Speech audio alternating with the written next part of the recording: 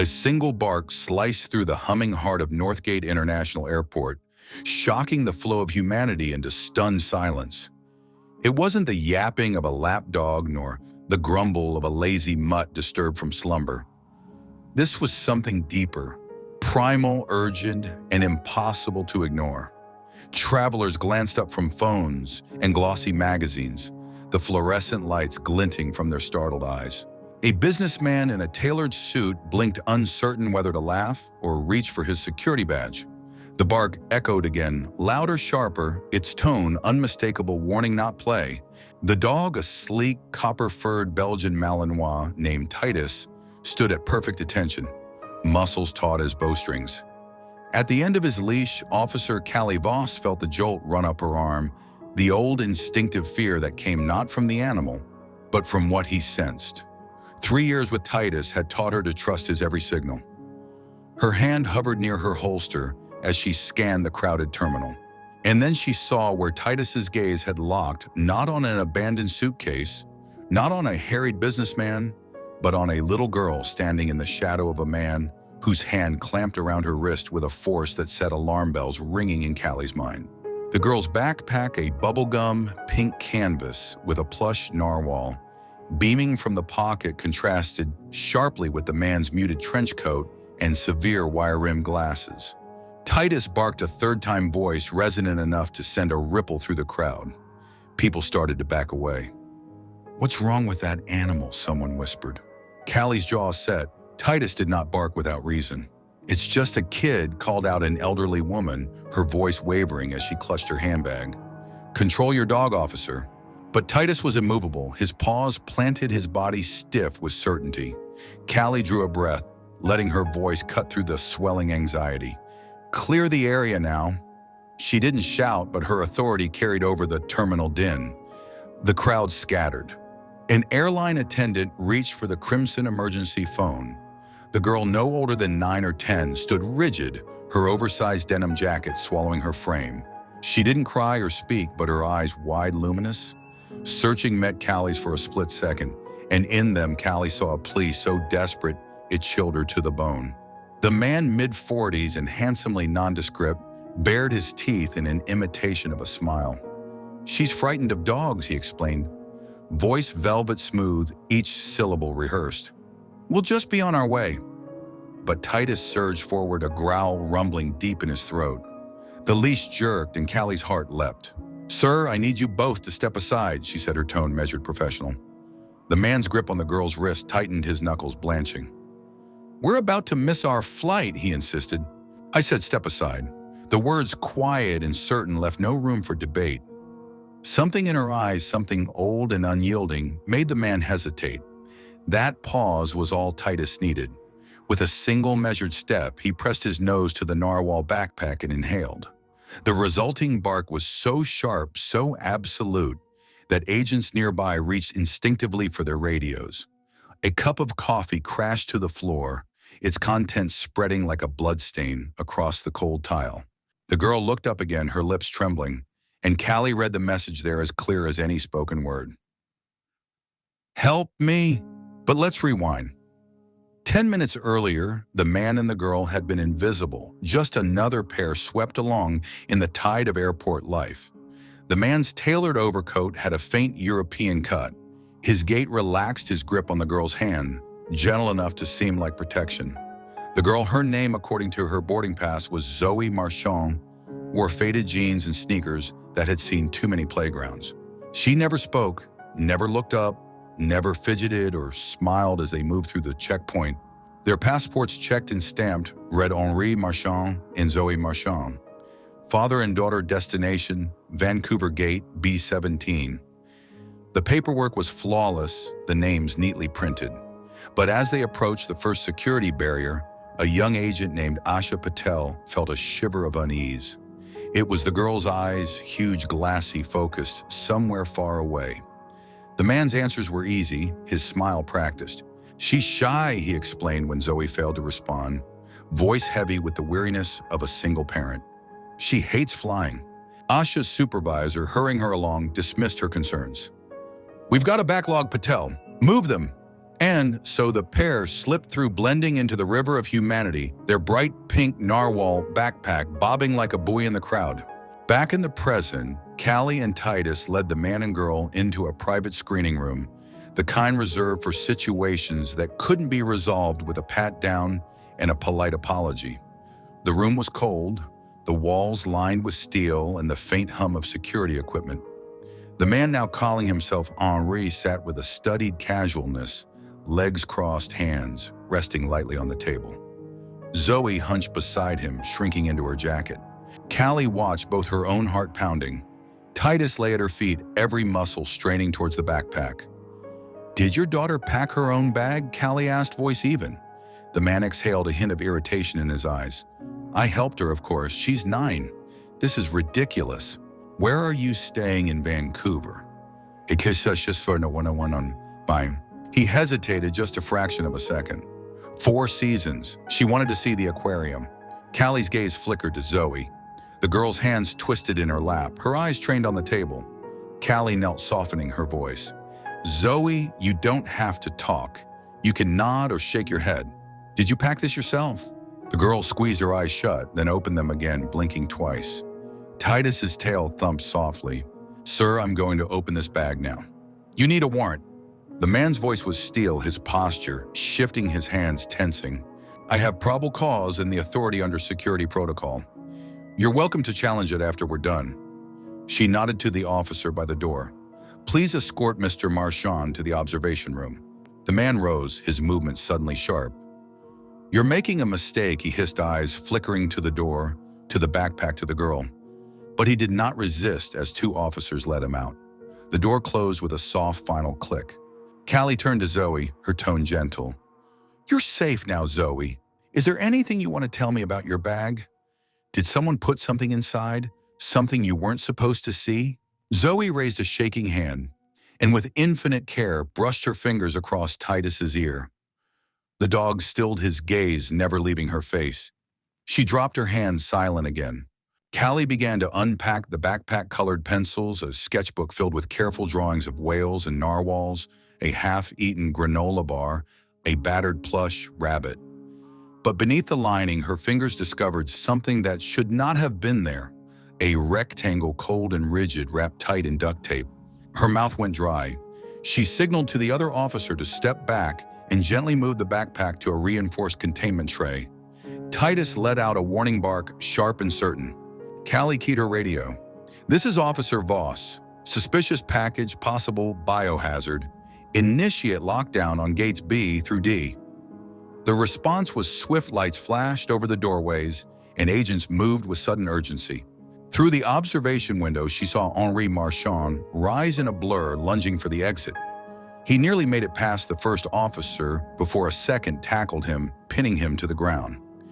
His face struck the tile with a sickening crack. In the screening room, Zoe didn't flinch. She kept her eyes on Titus. The bomb squad arrived in 12 tense minutes. By then, Zoe had been led away by a child services agent, and only Callie, Titus, now resting in a kennel, and 2 EOD specialists remained. The insulated metal case, no wires, no obvious explosives, bore a faded biohazard symbol. The lead technician's voice was muffled behind his mask. "This case is temperature controlled, possibly biologicals." The X-ray revealed a nest of vials, each labeled in strange alphabets and unknown codes. The technician's hand shook as he pointed out the Cyrillic, the Arabic, the chemical notation. "This isn't medication," he said. "This is research grade, or something worse." A call buzzed in Callie's earpiece. The man was not Henri Marchand. His real identity was a blank, a labyrinth of forged documents and false names. Zoe Marchand was in truth Zoe Whitaker, age 9, missing from a suburb 3 weeks earlier. Her parents, frantic, had searched every hospital, every alley, every airport for days, until hope itself had become a kind of sickness. Callie's knees nearly buckled. The narwhal backpack, so bright and innocent, had almost smuggled a weapon that could have changed the world. Hours later, in a windowless command center, 2 federal agents sat across from Callie. "You stopped a courier," the older agent said, sliding a file across the table. "That man, he's Tier 1 international bioterror. This was no accident. Callie felt her hands tremble. Zoe didn't know. We're certain she was a pawn, but your dog Titus caught what every scanner missed. The younger agent leaned forward, tired-eyed and earnest. What did Titus sense? Callie shook her head. Scent, fear, or something else. He just knew. The older agent closed the folder. There are others. We're tracking leads in 3 cities tonight. But you and your partner, you stopped the first one. Today could have been so much worse. 5 stories above, Zoe was reunited with her parents. Her mother, pale, exhausted, fell to her knees, arms open. Zoe hesitated, then ran the dam of silence, breaking at last. Her father swept them both into an embrace, his shoulders shaking with relief. In that moment, Zoe smiled, a real luminous smile that lit her face from within. Downstairs, Callie was finishing her statement when a soft knock came at the door. Officer Voss. She's asking for the dog. Titus perked up as if he'd understood every word. In the family lounge, Zoe let go of her parents and knelt. Titus patted forward, regal and gentle. Zoe wrapped her arms around his neck, resting her cheek against his fur. Thank you, she whispered, voice hoarse. Titus stood perfectly still, accepting the gratitude as only a dog can, without pride or understanding, but with infinite patience. Later, Callie and Titus sat in the back of an unmarked SUV as the city lights blurred past. Callie stared at her partner, suddenly overwhelmed by gratitude and awe. Still on duty, aren't you? She murmured. Titus's tail thumped twice his eyes, never leaving the passing world. Days later, a letter arrived at the precinct addressed to Officer Titus. The handwriting was childish, the words simple but potent. Und femme, dear Officer Titus. Thank you for barking. I didn't know how to ask for help, but you did it for me. Mom says you're a hero. I believe her. Love, Zoe. P.S. I tried to draw you, but your ears are too big. Callie tucked the letter into Titus's locker. Some things she thought deserved to be kept close. The airport remained in a state of uneasy limbo. In the aftermath of the lockdown, Northgate International's usual cacophony had been replaced by an eerie hush, punctuated only by the clipped instructions of security personnel and the muted wails of distant sirens. A low metallic voice echoed through the PA system, announcing delays, apologizing for technical difficulties, but offering nothing of substance to the stranded travelers. Security agents moved through the terminal with focused urgency, their faces drawn tight, their radios alive with coded chatter. Callie Voss stood beside Titus in a glass-walled conference room, converted into a makeshift command center. She pressed a hand to her temple, feeling the dull ache of adrenaline's come down as she watched the operations unfold beyond the glass. Her uniform felt suddenly heavy, her badge like a weight pressing against her chest. Titus sat upright at her side, his ears swiveling like radar dishes as agents passed in and out. Across the table, Special Agent Marco Sable of the FBI's Counterterrorism Task Force leafed through a stack of documents, his weathered face cast in stark relief by the overhead lights. His partner, Agent Julia Hahn, tapped notes into a tablet, her gaze flickering between the screens and the evidence bags spread before her. Callie could sense the undercurrent of fatigue and urgency in their movements. This was not their first crisis, but the stakes felt different here. Marco looked up, eyes sharp. Officer Voss, let's go over it again. From the moment you entered the terminal, every detail. Callie collected her thoughts, her voice steadier than she felt. Titus alerted at approximately 9:23 a.m. He was on a routine sweep with me, standard protocol, one pass through the main concourse before the morning rush. He barked 3 times, then fixated on the girl's backpack. I observed the man he identified himself as Henri Marchand, tightening his grip on her wrist. The girl, Zoe, she didn't speak, but she made eye contact. She was terrified. Agent Hand nodded her stylus, moving quickly across the screen. When you entered the private screening room, what changed? He became defensive, aggressive, but only after I insisted on a secondary search. He kept insisting he was her father. The girl, she never contradicted him, never spoke above a whisper. I think she was in shock. Marco's brow furrowed. What about Titus? Any unusual behavior before the alert? Callie shook her head. He's never false alarmed. He's trained for explosives, narcotics, chemical markers. But this, he was more agitated than I've ever seen him. He wouldn't leave her side. Agent Han's expression softened. That dog saved a lot of lives today. Maybe more than we'll ever know. Callie glanced at Titus, who sat at perfect attention, his eyes never leaving her. She reached down her fingers, brushing his fur. He's just doing his job. Marco leaned forward, his voice dropping. What do you think he smelled, Officer Voss? What did you sense? Callie hesitated, searching for words that wouldn't sound foolish. It was more than a smell. It's like he knew something was wrong with the whole picture, the fear, the tension, the way the man held her, the way she wouldn't meet his eyes. Titus reacts to danger, but sometimes it's like he's reading people, not just chemicals. A silence settled over the table, heavy and contemplative. Agent Han finally spoke. We're running the vials through CDC forensics now. Early indicators are troubling. She tapped the screen, turning it toward Callie. These are not standard pathogens. Some are genetically modified. There are strains similar to smallpox, but with markers we don't recognize. This wasn't just a biological sample, it was weaponized. Callie exhaled the reality, settling like a stone in her stomach. And the girl Zoe. She'll be reunited with her family soon, Han said softly. She's with child services now under medical supervision. No signs of exposure, but she'll be monitored. Her parents are being flown in under federal escort. A long pause. Outside, the snow began to fall in thick, slow flakes, covering the runways in a shroud of white. The city beyond the windows was a blur of light and shadow. Marco straightened the lines around his eyes, deepening. We'll need your statement for the official report, Officer Voss, and for now, this case stays classified. National security, you understand. Callie nodded. She knew the routine. She'd signed enough NDAs in her career to know when a story would never be told. Zoe Whitaker sat on a padded bench in a quiet room far above the chaos, her small hands folded tightly in her lap. The noise of the airport was distant here, replaced by the low hum of the ventilation system and the soft, soothing voice of Maribel Sanchez, the child services counselor assigned to her care. Maribel was a woman in her 50s with warm brown eyes and a gentle musical accent that reminded Zoe of lullabies.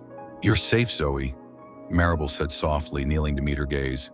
No one can hurt you now. Zoe nodded but said nothing. Her eyes were rimmed red, her cheeks streaked with silent tears. She hugged her battered plush rabbit to her chest, the only thing she had left that felt familiar. Maribel brushed a strand of hair from Zoe's face. Would you like some juice or a sandwich? Zoe shook her head. Maribel tried again, her voice gentle. Do you remember your parents' names? Zoe's lips parted, the sound barely escaping. Mommy, Daddy. The words seemed to cost her effort, as if she were pulling them from deep water. Will they come? Maribel's heart ached. Yes, sweetheart. They're coming.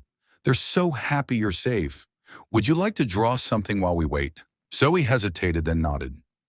Maribel handed her a box of colored pencils and a stack of white paper. Zoe sat cross-legged on the bench, the rabbit tucked beside her, and began to sketch. The lines were shaky at first, but soon a familiar shape emerged. A dog with big ears and bright eyes. Maribel watched in the silence, knowing that sometimes art could speak where words could not. In the observation room, Henri Marchand, whose real name was still a mystery, sat shackled to a metal chair, flanked by two unsmiling federal agents. His face bore the beginnings of a bruise where his head had struck the floor.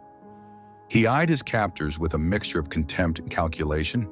Agent Han entered her presence calm but commanding. She set a thin folder on the table and opened it with deliberate care. Your fingerprints match 5 different aliases used across 3 continents. We know you're not her father. We know you were using that girl. What we don't know is who you're working for. Henry smiled, the expression chilling in its emptiness. You know nothing, he said, his accent shifting, just slightly, betraying no clear origin. If I were you, I'd be more concerned about what you haven't found yet. Han didn't flinch. We found the vials. The CDC is already processing them. Whatever you were planning, it's over.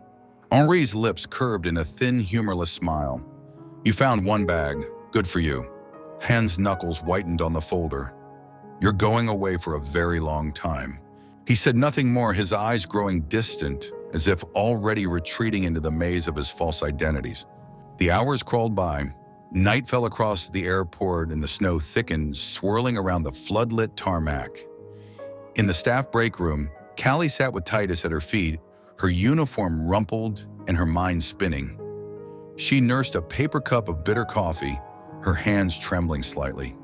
The adrenaline had faded, leaving a bone-deep exhaustion in its wake. Officer Samir Bhatt, her partner on the night shift, dropped onto the couch beside her. He offered a quiet nod, his dark eyes filled with concern. "You did good today, Cal. I mean it." She managed a tired smile. "I just followed Titus's lead." Samir grinned. "That dog's a genius. He's got better instincts than most people I know." He leaned in, lowering his voice. "Did you see the kid's face when she left with child services? She looked at you like you hung the moon." Callie's throat tightened. She was so scared, Samir. I could see it, like she was trapped inside her own skin. Samir's smile faded. "Some things you don't get over, but you did what you could." His hand found her shoulder, a comforting weight. "Go home. Get some sleep. I'll take Titus for his walk." Callie hesitated, unwilling to let go even for a moment, but fatigue won out. She nodded, rising and handing Samir the leash. "Thanks, just make sure he gets a good run. He likes the snow." Samir winked. "I'll let him chase the snowplows." Callie watched as Titus trotted out tail high, Samir's laughter echoing behind them. She leaned back, her eyes drifting shut. For a moment, the world fell away, and she let herself believe, just for a heartbeat, that maybe things would be all right. In a hotel room near the airport, Zoe's parents arrived under federal escort. Maria and Joshua Whitaker had barely slept in 3 weeks. Their faces were hollow, their eyes rimmed with red. When they saw Zoe for the first time, their restraint shattered. Maria dropped to her knees, arms outstretched, tears streaming down her cheeks. Zoe stood frozen, uncertain, until Maria whispered, "It's okay, Peanut. It's really me." Zoe broke, running into her mother's embrace with the desperate speed of a child who feared she might never stop running. Joshua wrapped his arms around them, both his shoulders shaking with silent sobs. For the first time in weeks, Zoe let herself cry, real racking sobs that cleansed her fear, her grief, her confusion. And when she finally looked up, her face was transformed by a shy, luminous smile. Back at the precinct, Callie returned to find a small envelope waiting on her desk.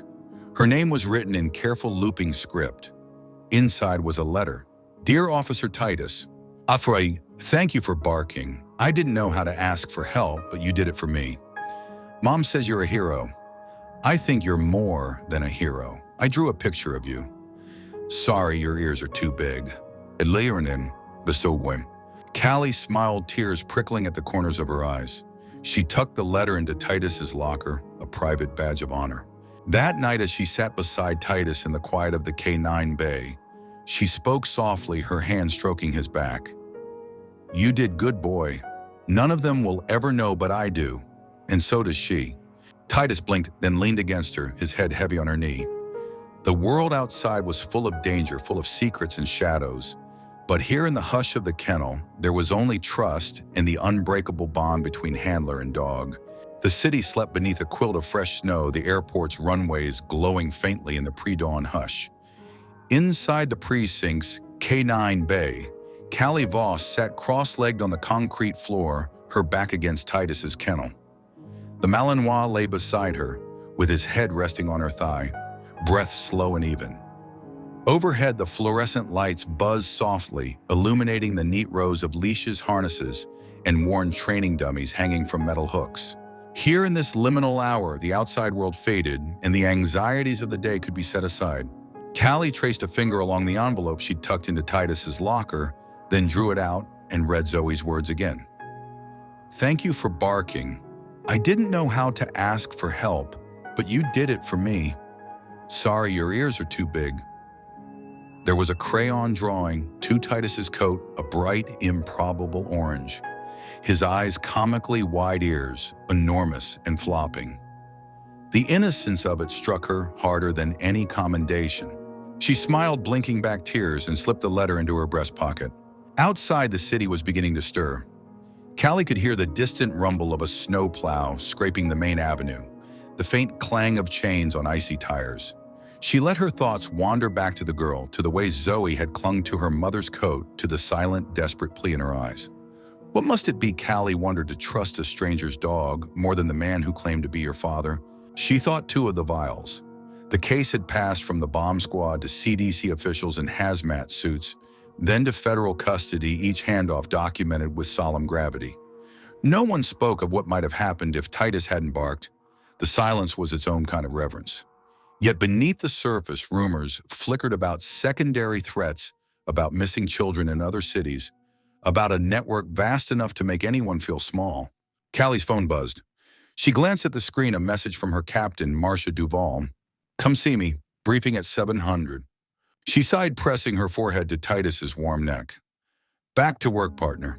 He thumped his tail as though he too knew the job was never finished.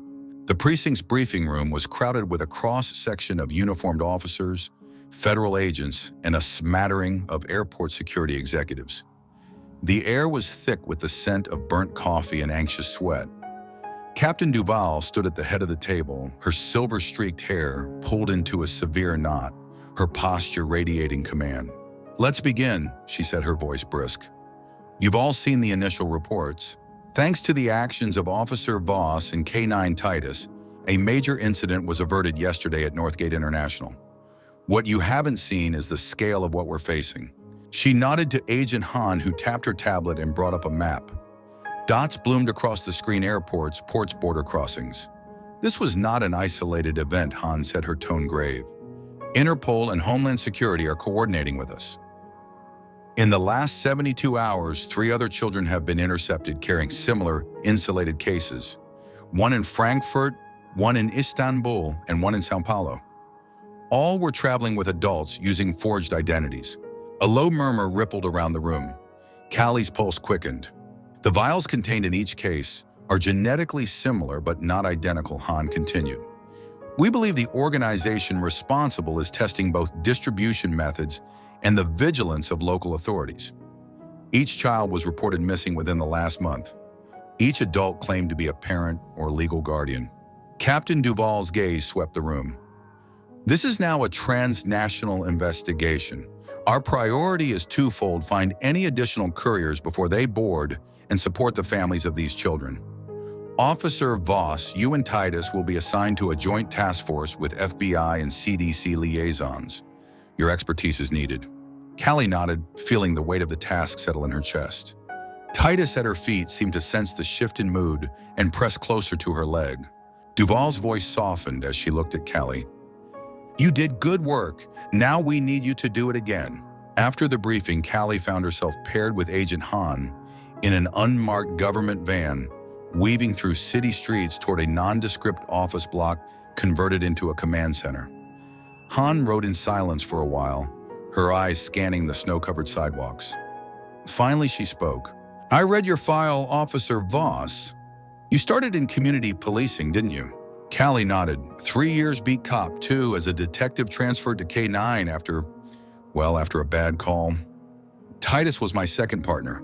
Han's gaze was gentle but probing. "You trust him more than most people." Callie considered. "I trust him differently. He doesn't lie. He doesn't get distracted by politics or paperwork. When he barks, I listen." Han smiled faintly. "You know, a lot of agents would have dismissed that first alert. Some would have assumed it was a training error, but you didn't." Callie felt a blush rise to her cheeks. "I almost did. The man Marchand, or whatever his real name was, he was so calm. Everything was just off. But it was Zoe. She looked at me like she was drowning." Han nodded. "You saved her, and maybe a lot more than her." They rode in silence again, but something had shifted in unspoken understanding, a kinship forged in shared purpose. The command center was a hive of activity. Monitors lined the walls, displaying scrolling feeds of airport security footage, digital maps, and spreadsheets of passenger manifests. The air thrummed with urgency. Callie felt the old thrill of the chase quicken her pulse, the sense that she was part of something larger, something with real consequences. She was assigned a desk with Titus's bed beneath it and a stack of files as thick as her arm. Each one was a child missing, exploited, disappeared into the machinery of human trafficking and international crime. Some were found, some not. The names blurred together after a while, but Callie forced herself to study each face to memorize the details. Every child mattered. Every story was worth telling. Titus, for his part, adapted easily. He made his rounds through the command center, accepting the occasional scratch behind the ear from harried agents, but never straying far from Callie's side. He seemed to understand the gravity of the moment, his demeanor calm but alert. Meanwhile, Zoe Whitaker began the long process of healing. The hospital where she recovered was quiet. The walls painted a cheerful yellow, the windows wide and bright.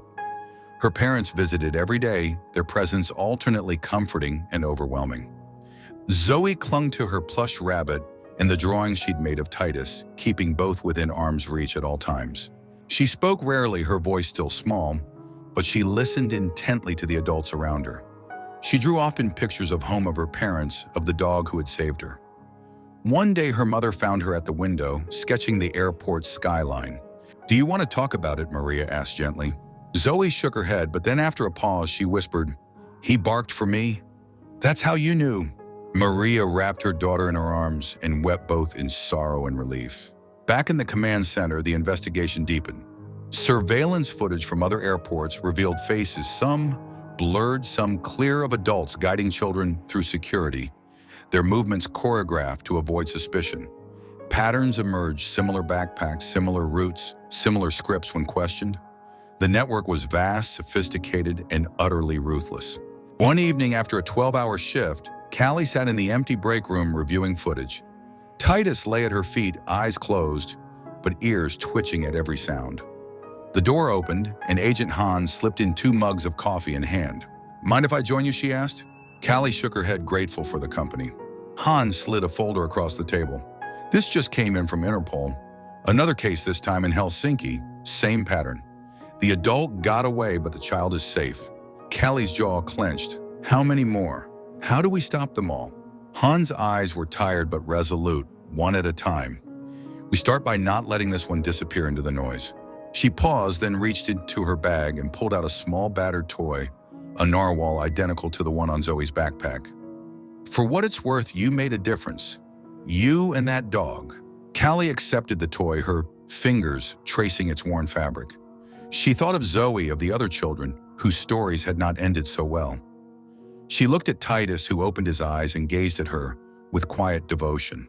"We'll keep fighting," she said softly, "until there are no more backpacks, no more lost children." Han nodded, her expression one of fierce agreement. "Until then." The following week, Callie and Titus returned to Northgate for a training exercise, their presence now met with respect and a touch of awe from airport staff.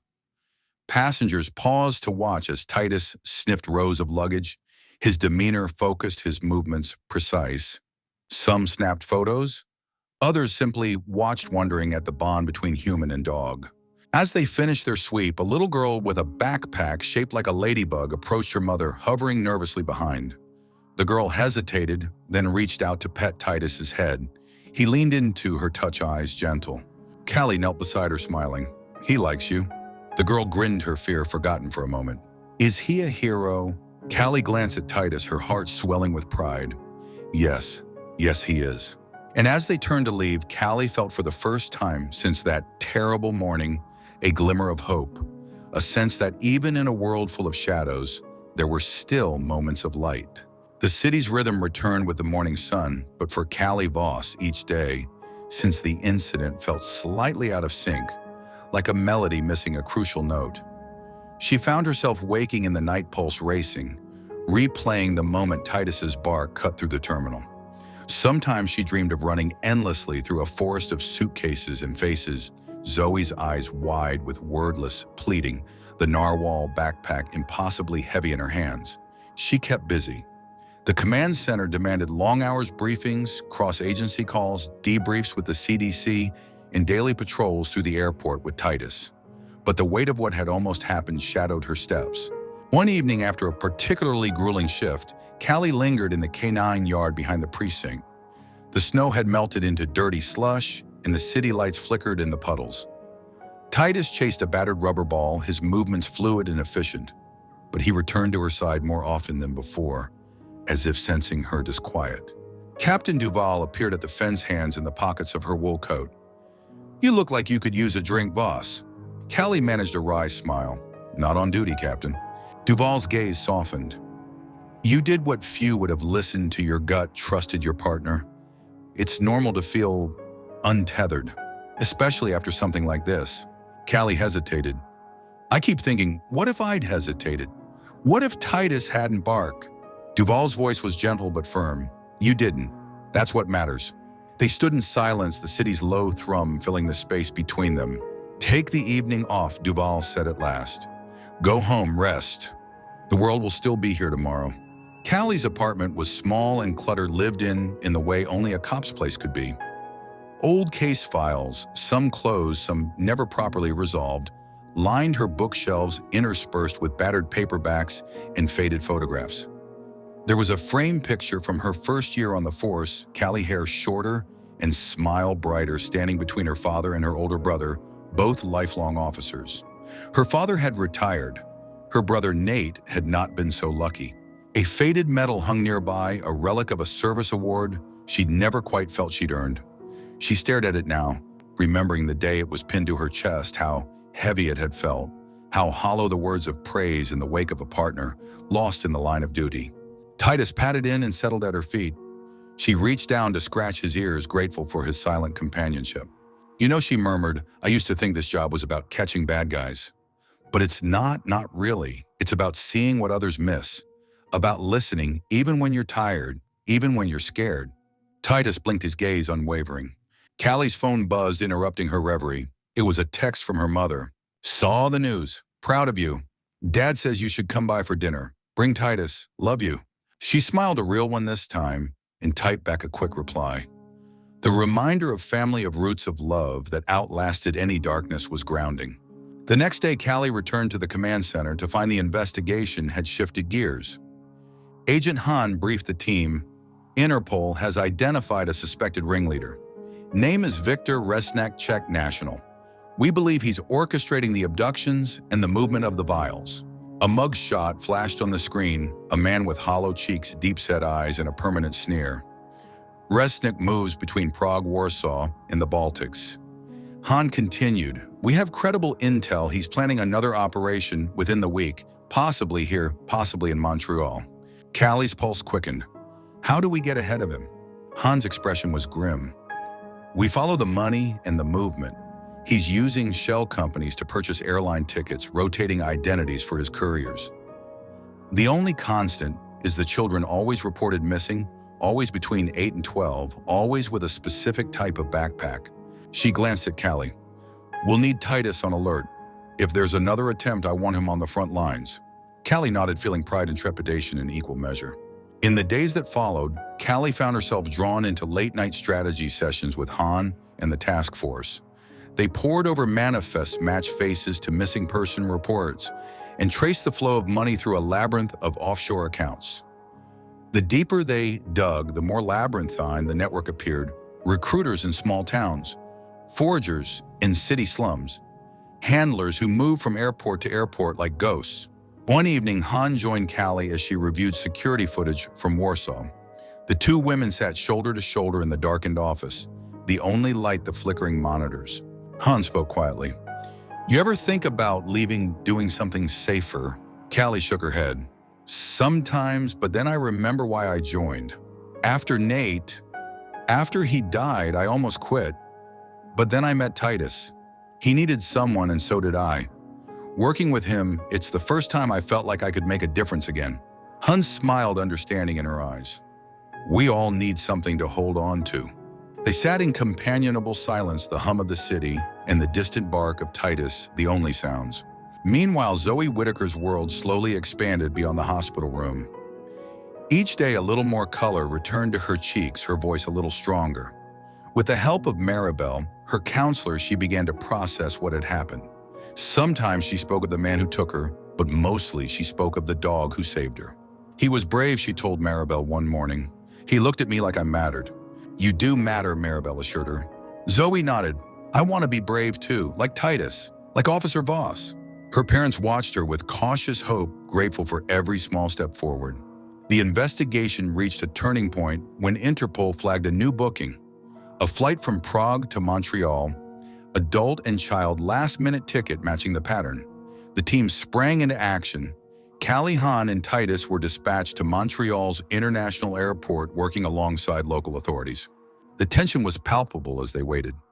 Callie kept a hand on Titus's harness, her heart pounding.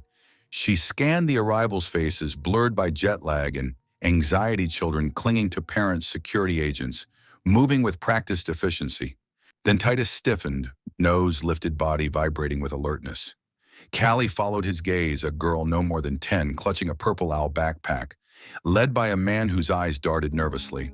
Titus barked sharp and certain. Instantly, authorities moved in. The man tried to run but was intercepted. The girl froze wide-eyed, trembling but unharmed. The backpack, when searched, revealed another insulated case, more vials, more carefully labeled terror. Afterward, Callie knelt beside the girl, her tone gentle. "Are you hurt?" The girl shook her head. "He said he was my uncle. I knew he wasn't." Callie squeezed her hand. "You're safe now. You were very brave." Titus pressed close and the girl reached out, fingers tangling in his fur. For a moment, the world narrowed to the three of them, cop, child, and dog, bound together by crisis and compassion. In the aftermath, as they debriefed in a quiet room, Han turned to Callie. "You made the difference again." Callie shook her head, looking at Titus. "We did." Han's voice was soft. "There's a darkness out there, but also so much light. We just have to keep choosing which one to follow." Callie smiled, the words settling into her heart.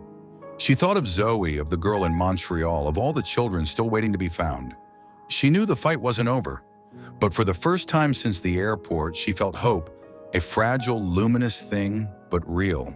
As she and Titus boarded the plane home, Callie gazed out at the snow-dusted runway and whispered, "Ready for the next one, partner."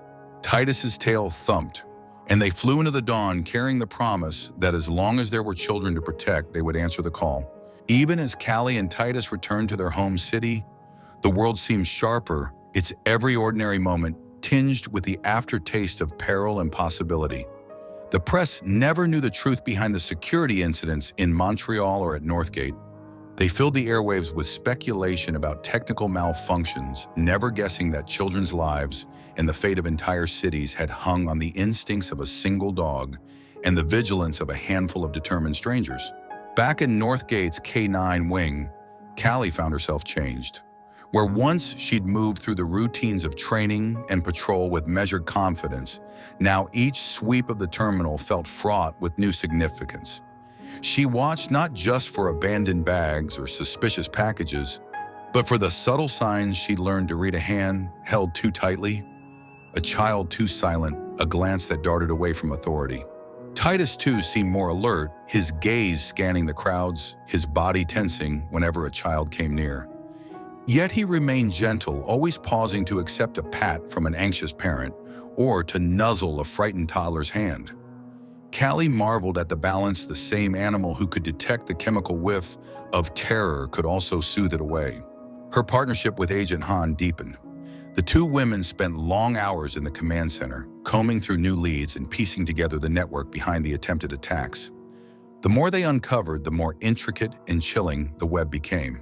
One evening, as Callie and Han sat hunched over a map littered with colored pins and red string, Han broke the silence. "My first year as an agent, I thought I'd seen the worst the world had to offer. Then I started working missing persons." She glanced up, her eyes shadowed by memory. "You learn to see the patterns, but sometimes it feels like the darkness is always one step ahead." Callie nodded. "I know. There are nights when I lie awake thinking about all the times I missed something right in front of me. But then I remember sometimes we do catch it. Sometimes we bring them home." Han smiled, a tired but genuine warmth. "And sometimes all it takes is one person listening or one dog barking." Outside the window, the city was a latticework of glittering lights, oblivious to the battles waged in its shadows. Meanwhile, Zoe Whitaker's world was slowly blooming open again. At home, her parents took turns sitting by her bed reading her favorite stories or simply holding her hand while she colored. With her therapist, Maribel, Zoe began to talk more freely about the strange man's cold hand on her wrist. about the silent car rides, about the fear that had made her bones rattle. But mostly she talked about Titus. He was the only one who noticed, she explained during a session, her voice no longer trembling. He barked and wouldn't let go. He knew I was scared even when I didn't say anything. Maribel smiled gently. Sometimes animals understand things people miss, but you were brave, Zoe. You held on. That matters too. Zoe nodded, her gaze thoughtful. I want to help other kids. Maybe I could be a police officer when I'm big. Or maybe I could help train dogs. Her parents, listening from the doorway, exchanged glances, relief and pride mingling in their tired eyes. Spring came early that year, casting a pale green wash over the city. The investigation pressed on with new breakthroughs and fresh frustrations. A raid in Prague, coordinated with Interpol, resulted in the arrest of 3 mid-level recruiters and the recovery of 2 more missing children.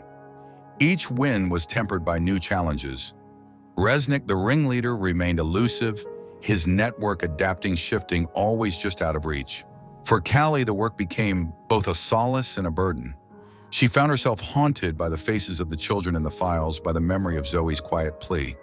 She threw herself into training with Titus, pushing him to new levels of focus and precision. The bond between them became almost telepathic. She could read his every twitch, every pause, and he seemed to sense her moods before she spoke. One rainy afternoon, as they finished a sweep of the International Departures Lounge, Callie stopped to chat with a new TSA trainee, a fresh-faced young woman named Riley. I heard about what you and Titus did, Riley said, her voice hushed. It's amazing. Callie smiled, brushing a wet strand of hair from her forehead. It was Titus who saw what no one else did. Sometimes you just have to trust the partner at the end of your leash. Riley grinned shyly. I hope I can make a difference like that one day. Callie looked her in the eye, the weight of experience and hope in her words. You already are. Every day you show up, you give someone else a chance to go home safe. The next major break in the case came from an unexpected quarter. For months, the team had combed through international banking records, tracing the flow of funds from shell companies to ticket purchases, hotel reservations, and bribes to port officials. It was Titus, inadvertently, who provided the spark that broke the deadlock. During a sweep of a cargo facility on the city's outskirts, Titus alerted on a crate bound for a private airstrip outside Warsaw. Inside, agents found not explosives or vials, but a cache of forged passports, dozens each, with a child's photograph and a new, carefully constructed identity. The implications were staggering. The network was planning to move more children, possibly hundreds, across borders with barely a trace. Callie felt a chill as she leafed through the forged documents. They're ghosts, she murmured to Han. Once they disappear into the system, we may never find them again. Han's jaw tightened. Not if we stay ahead of them, not if we work together. That night, Callie returned home and stood on her balcony, the city lights shimmering through the mist. She called her father, letting his steady, gravelly voice ground her. I'm proud of you, Cal, he said. Not just for what you did, but for sticking with it when it's hardest. She swallowed hard. I miss Nate sometimes. I wonder if he'd understand why I keep doing this. Her father was quiet for a moment. He'd understand, honey. He was proud of you too. You keep going no matter how dark it gets. That's what makes you a good cop and a good person. After she hung up, Callie found Titus waiting at the door, a toy in his mouth.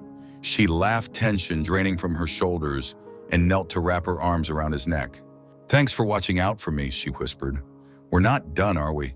Titus licked her cheek, then trotted off, tail wagging, ready for whatever came next. The days blurred into weeks, each one marked by new discoveries, small victories, and setbacks. The team grew closer, united by shared purpose and mutual trust. Han confided in Callie about her own struggles, her fears that she would never be enough, the weight of responsibility that sometimes stole her sleep. Callie, in turn, opened up about Nate, about the guilt and grief she carried, about the solace she found in Titus's unwavering presence. Together, they chased Resnick's shadow across borders and time zones. But always at the heart of the chase was the memory of a dog's bark in a crowded airport and a little girl's silent plea for help. And as spring brightened into early summer, Callie and Titus stood ready, partners in an endless struggle bound by trust and the stubborn refusal to look away. The humid air of late spring pressed against the city, thick with the promise of storms. At the command center, urgency electrified every conversation. The discovery of the forged passports had set off alarms across Europe and North America. Names and faces poured in from agencies in 7 countries.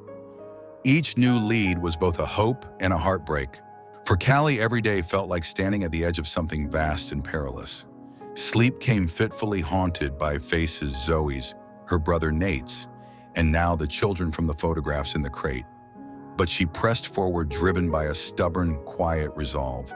One night, as the task force gathered around a cluster of screens, Agent Han delivered the news they'd been waiting for.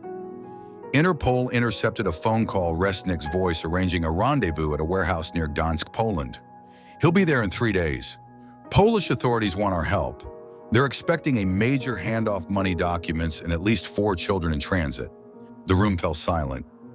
Callie's heart pounded. The risk was enormous, and the chance of catching Resnick, the ghost at the network's heart, was slim. But it was the best opportunity they'd ever had. Han looked at Callie, her tone careful. They've asked for you and Titus. Your track record and your dogs precede you. Callie nodded, nerves and purpose warring within her. We'll go. The flight to Poland was long and tense. Callie barely slept, her mind racing through every scenario. Titus lay quietly at her feet, his presence a steadying anchor. In Warsaw, they joined Han and the Polish team, a blend of local officers, Interpol agents, and a handful of battered, weary detectives who'd spent years chasing the shadows of organized crime. The warehouse was a relic from the Soviet era. Rusted steel beams, broken windows, graffiti curling around the entryway. Surveillance teams set up in derelict offices across the street. Rain drummed on the concrete, masking the shuffling of feet and the low crackle of radios. Callie crouched beside Titus, fitting his vest and checking his harness. She whispered words only he could hear, half reassurance, half prayer. At 2:14 a.m., headlights cut through the gloom. A black van idled at the loading dock. Men emerged, brisk and businesslike. 2 more cars followed, one with a weeping child in the back seat, her hair tangled, her face smudged with exhaustion. Han's voice came through the earpiece. Stand by. That's him, Resnick's coming out. Callie watched as a tall, gaunt man stepped from the shadows. Even at a distance, his presence radiated command and danger. Resnick. The next moments blurred a flash of movement, muffled shouts, agents surging forward.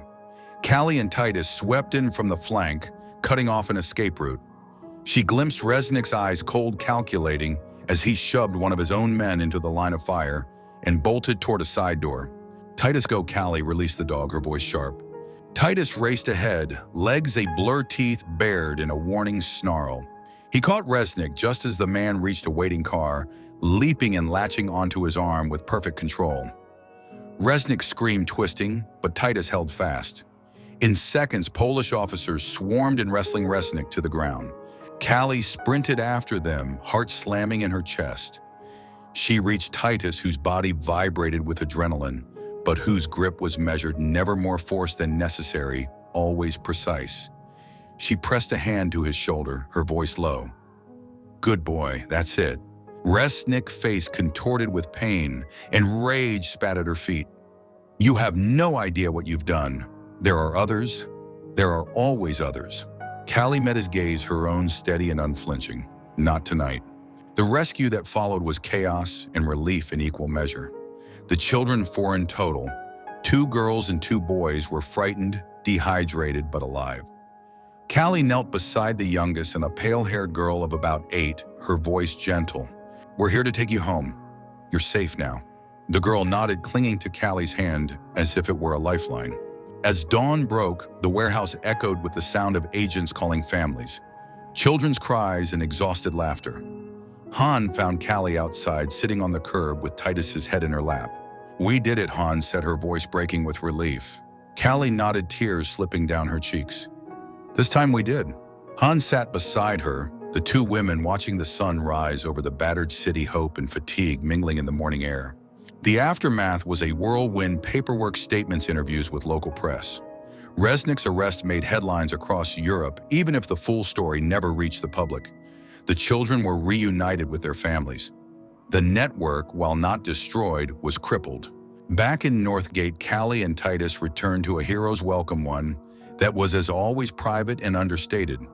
The K-9 unit threw a quiet celebration. Captain Duval presented Callie with a commendation, her words brief but heartfelt. "You brought those kids home. That's what matters." But the true recognition came days later in an envelope slipped under Callie's door. Inside was a drawing crayon on construction paper of Titus surrounded by smiling children, the sun beaming overhead. In crooked letters it read, "Thank you for finding us."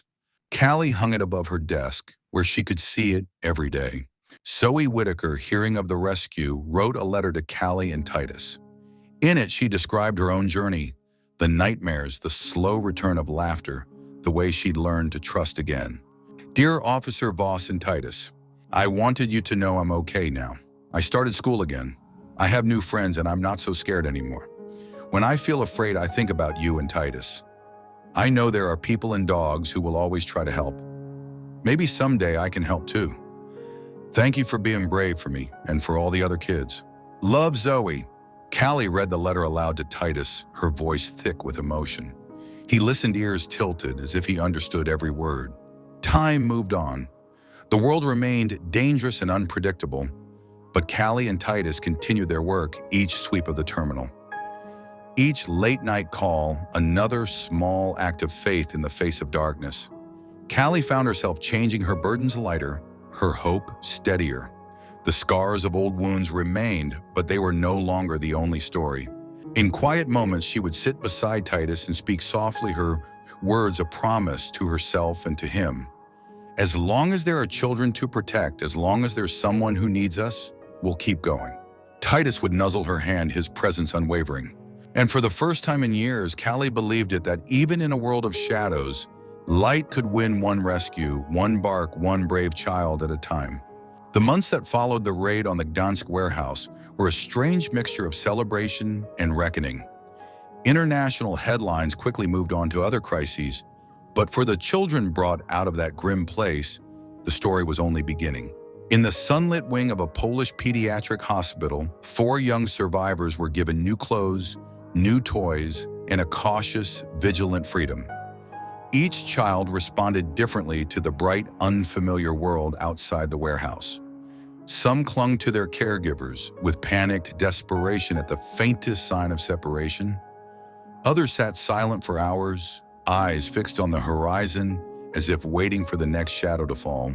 Natalia, the pale-haired girl who had clung to Callie's hand, refused to let anyone touch her at first except the hospital's therapy dog, a shaggy, gentle golden retriever named Luna. Luna would curl beside her patient and silent as Natalia traced small circles in the fur with trembling fingers. It was Luna, not the adults, who first coaxed a whisper from her lips.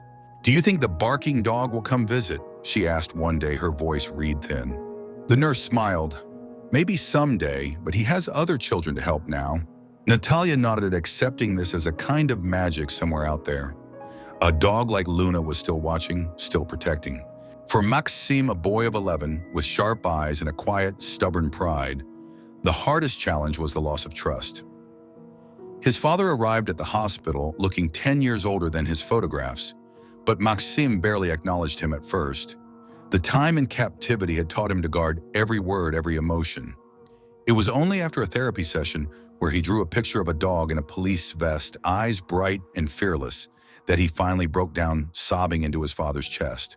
His father held him, whispering, "We're safe now. We're going home." It would be months before Maxim would sleep through the night, but each morning he woke to a world where kindness was possible again.